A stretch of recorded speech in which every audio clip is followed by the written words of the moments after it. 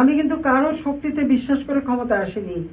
আমি ক্ষমতা এসেছি জনগণের শক্তিতে, জনগণের ভোটে, এবং আমি কাজ করছি জনগণের কল্যাণে।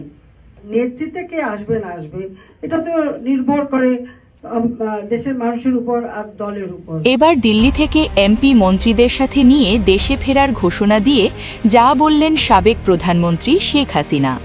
ছাত্র জনতার কঠিন আন্দোলনের মুখে 2024 সালের 5ই আগস্ট ভারতের দিল্লিতে আশ্রয় নেবার পর এবার দীর্ঘ 19 মাস পর দেশে আসতে চলছেন শেখ হাসিনা।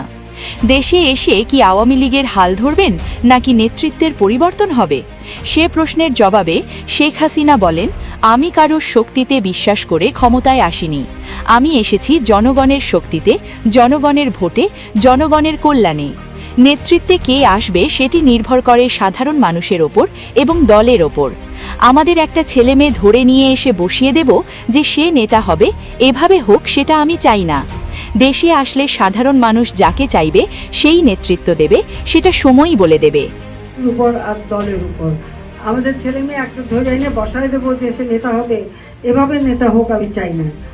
আমার বাবা তো কোনোদিন ভাবে নাই যে আমাদের এনে আওয়ামী লীগে বসাবে বা একটা মেম্বার বানাবে বা এটা করবে, সেটা কিন্তু করেনি। আর কাজে এটা করা লাগে না। আর তাছাড়া নেতৃত্ব তো আমি বললাম যেটা তো জনগণ ঠিক করবে।